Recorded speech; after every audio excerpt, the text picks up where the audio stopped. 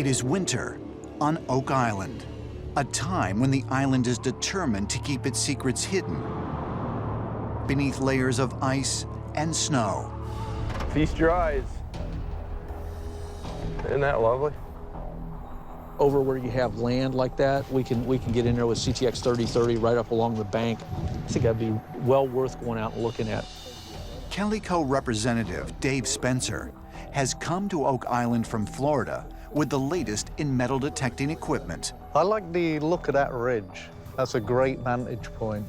Really looking forward to metal detecting in there, yeah, for sure. And with him are fellow treasure hunters Gary Drayton and the father and son team, Bob and Robert Leonard. While they're putting the coil together, we'll go out and start marking these grids. By gridding and scanning the frozen swamp, the team hopes they will get more precise data than they collected last summer. Trying to scan through layers of muck while walking on slippery plywood had made the task nearly impossible. Once the data is collected, it can be analyzed in a three-dimensional map. If all goes well, the map should indicate exactly where items of interest and possibly treasure could lie hidden. We want to get 4 people in the corner and lift this thing up. Need to do the ground balancing on that. Although the team is using the DeepMax X6, the same high-tech metal detector they used last summer, Calico's Dave Spencer has now equipped it with a larger frame coil and mounted it to a sled. As the team pulls the coil along the ice, it sends a powerful magnetic pulse into the earth, enabling it to find metal objects up to 40 feet deep underground. Get me some data. Ready? Mush. There are those who believe what lies deep beneath the Oak Island surface may not be just one treasure, but several. Big Brother is relentless over there. There he is, no hat, no gloves. It's freezing cold out here, but he's intense, and I think that's a good thing. That's as high as it's gotten so far. Let's see. Look at that. Look at it. It just keeps climbing. Big spike here. Big spike. Still spiking. What's going on then? See for yourself. It went to over 90. And these grafts in here, if it hits like 60% of the potential graft, you're in maybe a ferrous material. And if it goes beyond 60 up to 80, 90, you're in highly conductive metals, gold, silver. Finally, the team has found signs of something buried beneath the ice. But what? Gold? Silver? Precious historical artifacts? Rick was over the moon because he's getting big numbers out there in the swamp, which is what we were hoping for. But I'm not sure that means anything until it's processed through the computer. I'm excited, but I'm cautious about getting too excited. It confirms everything I believed last year. That data was good and this data confirms it. I'm happy as I can be. Let's go back and run it. We'll find out where we stand. And then we dig. And then we dig. Holy shamoly. Look at that. At the northern point of the swamp, on property belonging to the family of Fred Nolan, Rick Lagina has just found a large wooden stake. Does it look old here? Tough to tell, isn't it? It looks hacked. like it's been hacked. It's axe cut. There's no Yeah, question it's not about sword. A wooden stake found in the swamp? In 1969, Oak Island landowner and treasure hunter Fred Nolan set out to drain the swamp after becoming convinced that the answers to the Oak Island mystery were located within it. During his investigation, Fred was astonished to discover several uniform lines of wooden stakes, which were carbon dated to the 1500s. A land surveyor by trade, it was Fred's professional assessment that these stakes were evidence of centuries-old survey markers used to plot out the boundaries in a massive construction project.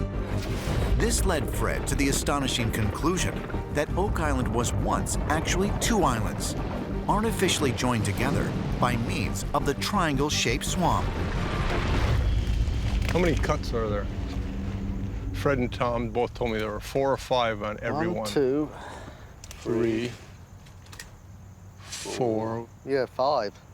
That's exactly what they described. Fred actually did show me one. It's certainly got the proper look to it. It's got the proper size, diameter, and thus one could speculate, again, it's speculation, that the swamp had been created. Dan and Fred, they pulled one up together, cut the tip off and trade a line, sent it off to be carbon dated. Carbon date came back 1575, plus or minus 85 years. Finding a survey stake is important because it's corroborative. Is this really a man-made activity that is associated with the swamp? You know, it's items like that that may provide answers. Marty! Yo! Think I found one of the survey stakes. Why don't you come over and take a look? Hey, that sounds great. We're on it. It's a pretty big deal, right? Yeah, well, that's what he was looking for. All right, let's see it. What you got? Oh, yeah. Well, that's for real. Oh, That's not a natural shape. no. And remember how they said it was preserved Yeah, from the bottom. from the bottom? Well, it's definitely been in place a while, because you can tell if you look at the preservation here and how much it's decayed up there. So you get a kind of sense of time with the top Oh, being yeah, so much. this looks virgin. Right, but this looks old. Very much so. I agree with you. It's pretty cool. Hey, Rick. What? Okay, so I don't get it. Why aren't you over the moon about this survey stake? Why aren't you doing a stake dance? Because I don't do stake dances. I'm very interested in it. To me, they look Exactly right. exactly right. Yeah, I was impressed, honestly, because to me it looks identical to what he's described, and my skepticism level diminishes. For Rick, Marty, and the team, finding new evidence that the mysterious triangle-shaped swamp is man-made could soon lead to another major breakthrough. It also means that the access they now have to Fred Nolan's property could allow them to gather a host of even more important clues. Rick and Marty Lagina have invited a group of paranormal investigators to join them in an effort to find out if the Oak Island legends about ghosts and curses have any basis in fact. This was the first one that I had taken at 10x, and I wasn't really sure what this was. So I zoomed in on it. Let me see that. Still not really sure what it is. Looks like a skull, doesn't it? Well, let me ask you guys a question. You do this all over the place, right? Mm-hmm. Is this place different? Yeah, there's a mystery and an aura. There's an energy to it. Yeah, there is. Some of you play the skeptic. Harold's a skeptic. Yeah, and I did hear what we thought were footsteps. I was down by the swamp area. Out to my right side, I could hear these footsteps, and I was shining the light in the swamp, expecting to turn around and see somebody there, but there was nothing. We got a boogeyman. The investigators lead Marty, Rick, and the team to the swamp, one of the places where many of them have experienced strange, unexplained phenomena. Well, out of all the spots on the island, this is the spot that I get creeped out the most in. I actually don't even really like being down here. Can you articulate why you don't like it? It's just the energy that's down here. It's focused on these trees over here. We intend to do extensive work here in the swamp looking for clues to what happened. Who knows what that activity will engage. So you're gonna make it creepier for me, is what you're saying? Yes, yes. We have our K2s. One of the little green lights light up. There's 5 little indicator lights on it. So what does that read? Electromagnetic. Yeah, any energy or power sources. There are those who believe that if something really is buried on Oak Island, it is something best left undisturbed. I feel very, very creeped out and uncomfortable, like I'm constantly looking over my shoulder. Like there's something watching Yeah. you from behind. Yeah, exactly.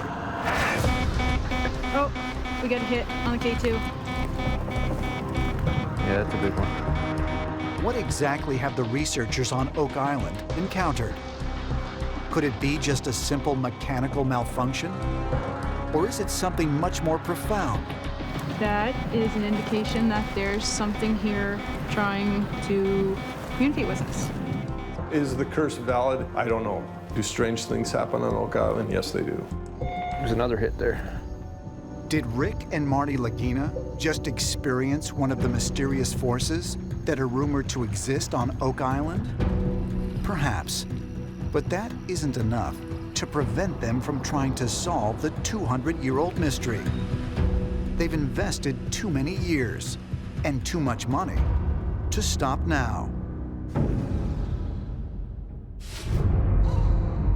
For Marty Lagina, if there really is an Oak Island curse, then it is located right here at the Oak Island Swamp. For the past several months, he and the team have gathered miles of data and conducted numerous tests, and all have indicated the presence of something strange beneath the acres of dark, brackish water. But when the data is tested, the results are often inconclusive or disappear altogether. This is crazy. You get a hit, it goes away, yeah, and you come up with nothing. How's that possible? Marty is also concerned that just like last year, time is running out, and that the precious few weeks the team has left to spend on the island this summer would be better spent by exploring other potential treasure sites. I wish this were the treasure path, and it might yet be. You know, we've run 2 types of GPR, and we've run the X6. Let's go out here and we can see all the targets. At the point we're at right now, give me your top 4. Show me where they are. You know, the top 4 are, well, this one for sure. And then there was a hit there on those recessed areas, you know, the earthen berm. Yeah. And then we have Mercy right there where the flags are waving. And then we have the new theory, the Enochian chamber right out there. And we have hits on each of these. But inconclusive data on any of them, right, so far? Really? We're confirming hit here, confirming hit there, and only 1 hit off of the GPR there. And we have data. We have data in the can, which we've yet to receive.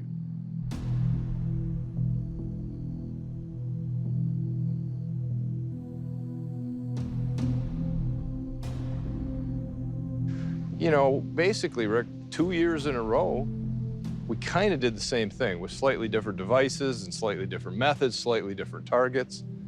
But, you know, I mean, that's why I'm ready to say stop. I am sick of the swamp.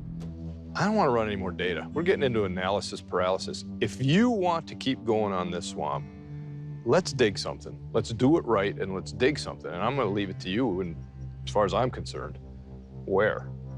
Do you agree? Yeah, I agree. I use the Q word. He hates the Q word. I say, I want to quit. I mean, it's like I hit him with a 2x4, right? I don't want to quit investigating. I just want to quit with the remote sensing. And he was fine with that. He's right, I don't like the Q word. He doesn't like the Q word. In anything. We're not quitting. No, and we're a team, so we're not quitting. Okay, we're not quitting. I'm with you. I am 100% with you. Okay, fine. We'll look at the data. That's in the can. The data that's in the can. We'll pick 2 sites. Let's do it. Let's dig. It's time to dig. Without question. That is a given. All right, good.